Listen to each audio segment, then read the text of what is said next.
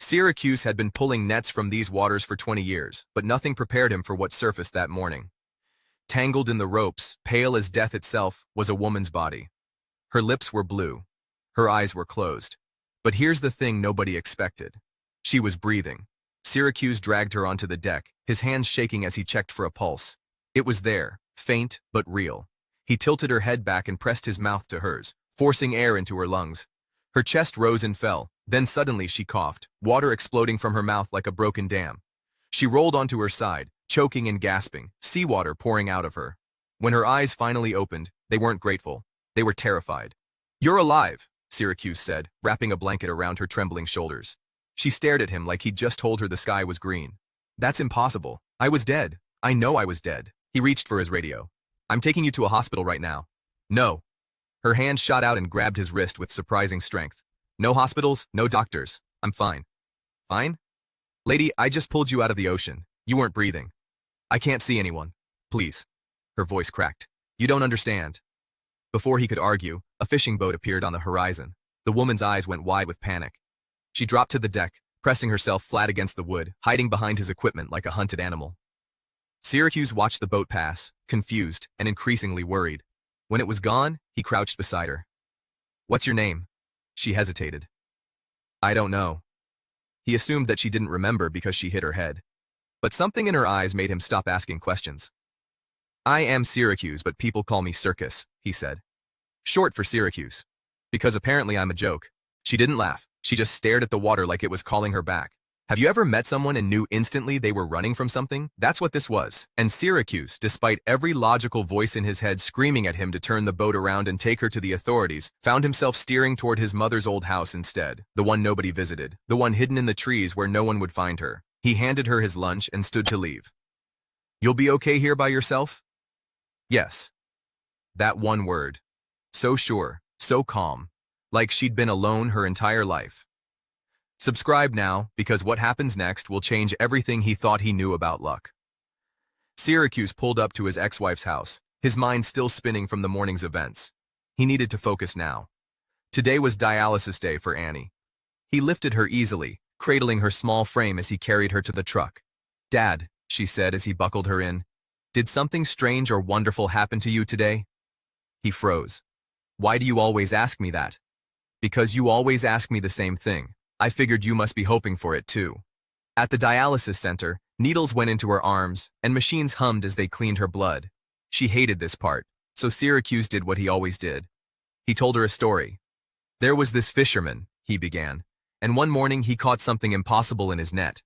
Annie's eyes lit up. "What kind of creature?" "It was a woman." "Just a woman? That's boring, Dad. Was she a mermaid? A Selkie?"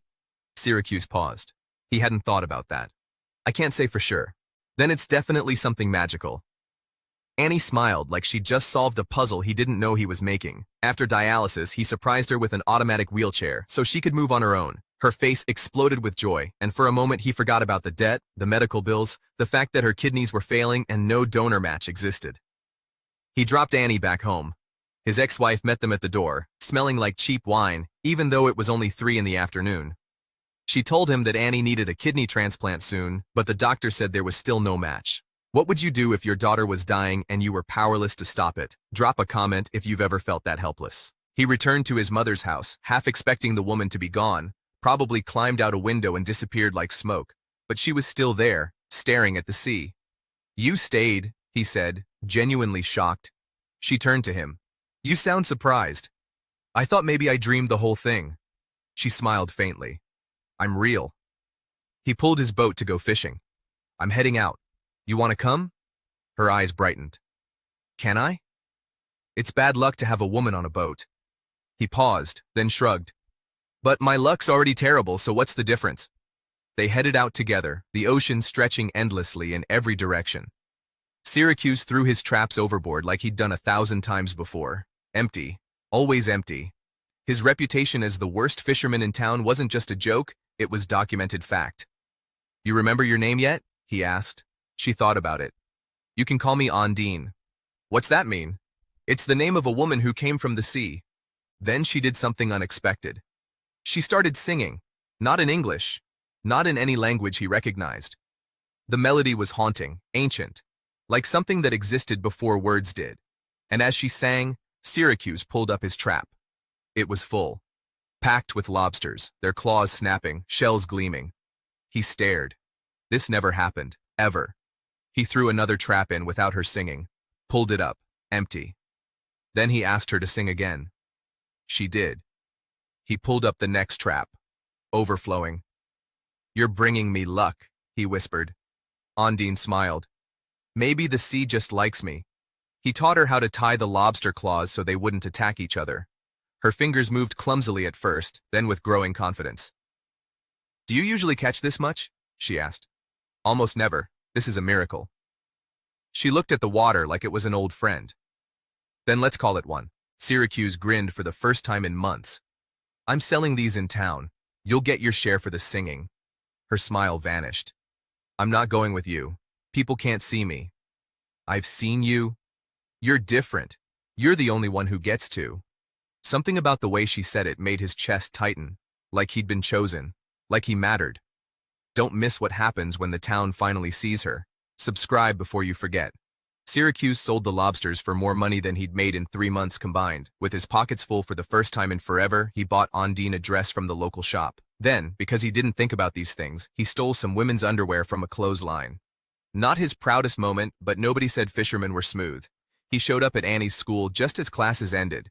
She wheeled herself over to him, and he continued the story he'd started during dialysis. The fisherman, he told her, discovered that the mystery woman sang in a language nobody understood, and when she sang, lobsters came from everywhere, practically jumping into his traps. It was like she could talk to the ocean itself. Annie's face lit up with recognition. She told him the woman was definitely a Selkie, half woman, half seal. They shed their seal coats when they came on land, and the songs they sang were how they communicated with sea creatures. It was all in the mythology books she'd been reading. Then she asked him point blank who the fisherman in the story really was. Syracuse admitted it was him. He'd made up the story for her. Annie didn't believe that for a second. She watched him drive away, her wheels already turning with plans to follow him. Syracuse arrived at his mother's house and found Ondine trying on old shoes. She was struggling with the laces like she'd never seen them before, which struck him as odd, but he brushed it off. He handed her the dress and underwear. She kissed him on the cheek, a gesture so simple it nearly broke him. Nobody had shown him gratitude like that in years. He asked how long she planned to stay. She said it depended on him. He told her if it was up to him, she could stay forever. What neither of them noticed was Annie, hidden in the trees, watching everything with the intensity of a detective solving a case. She made a mental note to read every single book about Selkies she could find. Meanwhile, Syracuse found himself at a church confessional, something he rarely did. He told the father he'd been sober for over 2 years, a miracle considering how bad the drinking used to be. His ex-wife still drank heavily, and he desperately wanted custody of Annie, but the courts didn't favor fishermen with no money. Then he confessed to stealing women's underwear. The father said he didn't like where this was going. Syracuse quickly explained it wasn't what it sounded like. He'd found a woman, rescued her from the ocean, and was hiding her at his mother's old house. He didn't reveal the location, but the father made him promise to keep him updated. Something about the whole situation felt wrong, the father said, and Syracuse needed to be careful. Back at the house, Ondine tried on the underwear, then decided against wearing it. She walked down to the water instead, stripping down and diving in like she'd been away from it too long. When she surfaced, Annie was sitting on the rocks, waiting. Annie told her she knew her dad hadn't made up the story. Ondine was real, and she was a Selkie. Ondine realized immediately this was Syracuse's daughter. Annie asked if she had magical powers, if she could heal people. Ondine asked what was wrong, and Annie revealed her kidneys were failing. She was dying slowly, and no donor match existed. Annie noticed Ondine is cold and pointed out that Selkies belonged underwater, which was why she felt cold on land. Ondine tried to deny it, but Annie said she'd done her research. Lying wouldn't work between them. Annie explained the mythology. Selkies could live on land for 7 years if they buried their seal coats. During that time, they'd cry 7 tears. But after the 7th year, they could find unexpected happiness with a human. As Annie turned to leave, Ondine kissed her forehead and said she looked forward to seeing her again. Annie touched her cheek. It was wet. The first tear had already fallen. If you're not subscribed yet, you're missing the twist that changes everything. Subscribe now, seriously. Meanwhile, Syracuse was at the library trying to check out books on Selkies, only to discover Annie had already taken them all. Every single one. The next morning, Syracuse offered to take Ondine fishing again. She agreed, but only if he promised she'd be the only one he'd ever see. He promised without hesitation. They were out on the water when the fisherman patrol boat appeared on the horizon. Ondine immediately ducked low, hiding herself. But she didn't just hide, she used her feet to steer the boat while staying out of sight. Syracuse found himself oddly attracted to this. Ondine sang again, and this time Syracuse caught an absurd amount of salmon. The problem was, he'd been trolling. You don't catch salmon trolling. You need gill nets for that. It made no sense. The patrol officers boarded his boat to investigate. They checked his gill net to see if it was wet, and that's when they spotted Ondine crammed into a corner, trying to stay invisible. The officers pointed out there was a girl on his boat. Syracuse asked if that was illegal. They said no, just unusual. They left without incident, but Ondine knew the damage was done. They'd talk. The whole town would know by sunset. Syracuse brought her into town, and every single person stopped to stare. He tried to reassure her, explaining that this was a small town, and they rarely saw anyone as beautiful as her. He took her shopping, and crowds gathered outside the store windows just to watch her try on clothes. Later, Syracuse and Annie discussed the situation. She'd caught Ondine near Seal Rock, which made perfect sense if she was a Selkie. Everything was lining up. Soon after, Annie and Ondine were at the old house when Annie admitted she didn't know how to swim. Ondine decided to teach her right then and there. But while they were in the water, Ondine spotted something below the surface. Her entire body went rigid. She grabbed Annie and pulled her out fast, then dove back down alone. When she resurfaced, she was holding something wrapped in cloth. Annie asked if it was her seal coat. Ondine quickly said yes. Annie suggested they bury it so Ondine could stay on land for 7 years. Ondine loved that idea. They buried the mysterious object together, and Ondine made Annie swear never to tell anyone where it was hidden. The next day, the three of them went out on the boat. Annie explained to Syracuse that Ondine could live with a human for 7 years, unless her Selkie husband came to claim her first. She also mentioned that Selkies could grant wishes. Ondine insisted she wasn't a Selkie, and Annie needed to stop saying that. But here's the thing nobody noticed. While they were talking, a dark-haired man had arrived in town. He was going door to door, showing people a photo, asking if anyone had seen a specific woman. He wasn't using the name Ondine. Annie decided to test Ondine's claim. She jumped into the water deliberately, as if daring Ondine to save her. Ondine didn't hesitate. She dove in and pulled Annie up before she could sink. Annie smiled like she'd just proven a scientific theory. Later that evening, Syracuse dropped Annie off at home. His ex-wife told him a strange man had been going around town looking for Ondine, but he was calling her by a different name entirely. Who is this man, and what does he want with her? Comment below if you think you know. That night, Syracuse and Ondine were together in the quiet of his mother's house. The question had been hanging between them for days, and Ondine finally asked why people called him Circus the Clown. Syracuse stared at the floor and told her the truth. He used to drink. A lot. So much that he'd do stupid, embarrassing things the whole town would laugh about the next morning. That's where the nickname came from. She asked what made him stop. His voice went flat as he described the day he came home and found Annie unconscious on the floor. Her mother had been passed out drunk on the couch, completely unaware their daughter wasn't breathing. That was the moment Syracuse decided one of them needed to be sober enough to keep Annie alive. So he quit. Cold turkey. 2 years and counting. But his wife never forgave him for it. She kicked him out, and because he was just a broke fisherman with a drinking history, the courts wouldn't give him custody. Ondine reached for his hand, and then, in the way these things happen when two broken people find each other, they made love. The next morning, Syracuse found himself back in the church confessional. He told the father he was terrified. Ondine had brought him luck, real tangible luck, and for the first time in years he was starting to hope again. But hope was dangerous. It meant things could go wonderfully right or catastrophically wrong, and he didn't know which was coming. The father listened, then offered quiet reassurance. But outside the church, someone was waiting. The dark-haired man stepped out of the shadows as Syracuse left. He asked Syracuse what he called the lady he'd pulled from the ocean. Syracuse refused to answer and walked away quickly.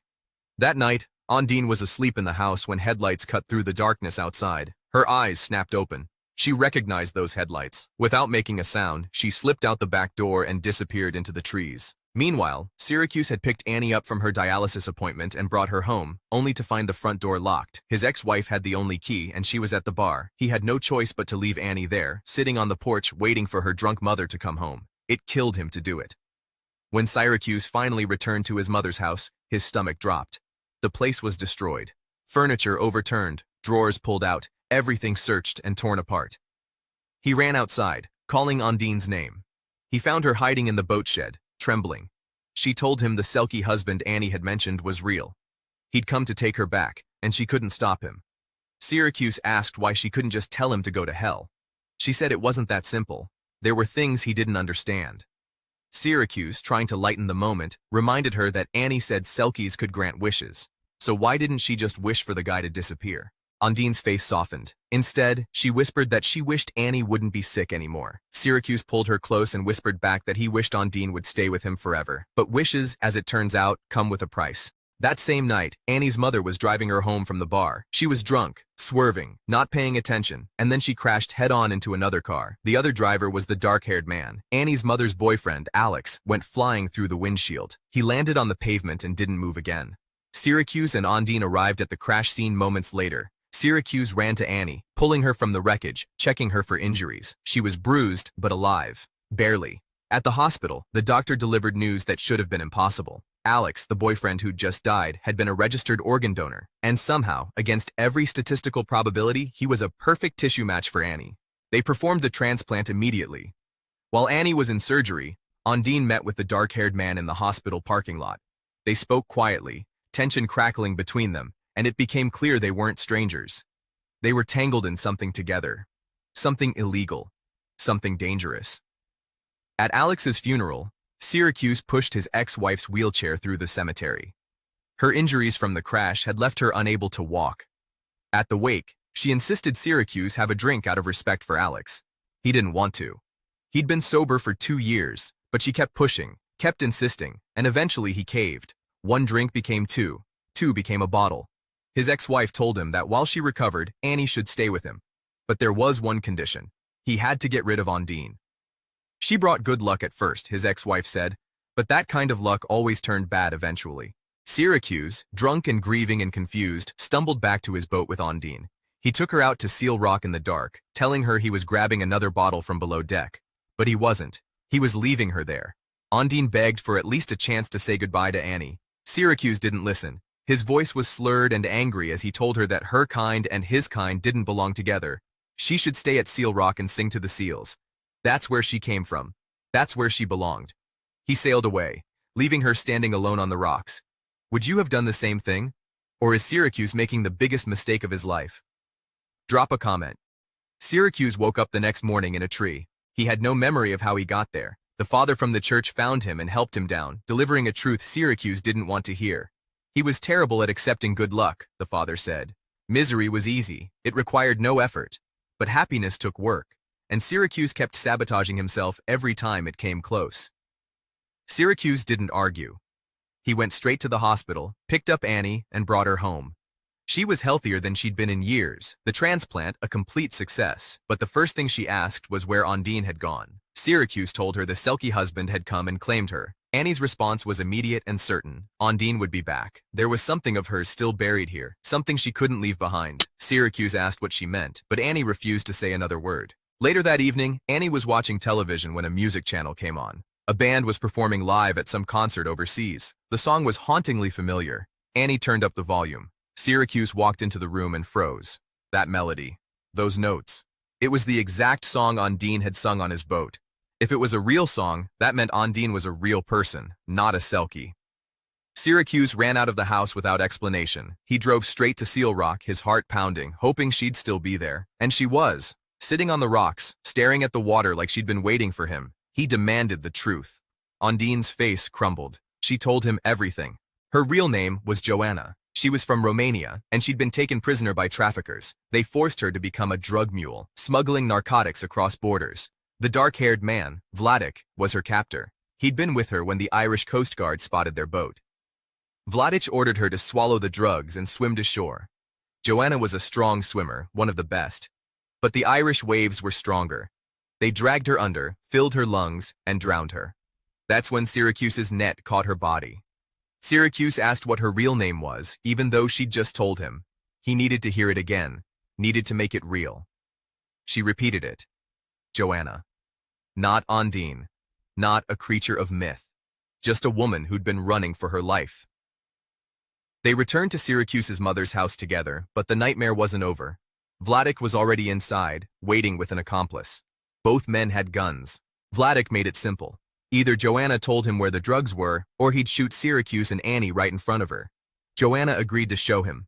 She led Vladik and his partner to the spot where she and Annie had buried the seal coat, but the package was gone. Annie, sitting in her wheelchair nearby, spoke up. She admitted she'd moved it. She thought it was Ondine's seal coat, and if anyone found it, Ondine would have to leave. so she hid it somewhere safer. Joanna knelt beside her and promised she wouldn't leave if Annie told her where it was. Annie said she'd put it in the lobster pot on Syracuse's boat. They all headed to the docks. Vladik and his accomplice forced them onto the boat at gunpoint. Vladik started pulling up the lobster pot, the rope straining under the weight. He and his partner stood on the rope to keep it steady as they hauled it up. That's when Joanna made her move. She grabbed the rope they were standing on and yanked it hard to the side. Both men lost their balance and tumbled into the black water. They thrashed and screamed, but neither of them could swim. The ocean swallowed them whole. Within minutes, the police arrived. They took Joanna into custody, while Syracuse and Annie were escorted home. The authorities had questions. So many questions. A week later, Syracuse found himself back in the church confessional. He told the father that Joanna was appearing before a judge. Because she wasn't an Irish citizen, she'd be deported back to Romania, back to the people who'd enslaved her, unless someone married her. Then she could stay. The father smirked and asked who would possibly do something like that. Syracuse didn't answer, but the father already knew. The day of the wedding, Annie helped Joanna into a bride's dress. It was simple, but beautiful. Syracuse wore the only suit he owned, the one he'd bought for his mother's funeral years ago. The three of them climbed onto Syracuse's boat and sailed out into the open water. Every fisherman in town followed behind, their boats forming a procession across the waves. When Syracuse kissed Joanna, the other fishermen blasted their horns in celebration. If this story hooked you, imagine what you're missing in the next one. Subscribe now so you don't lose track of us.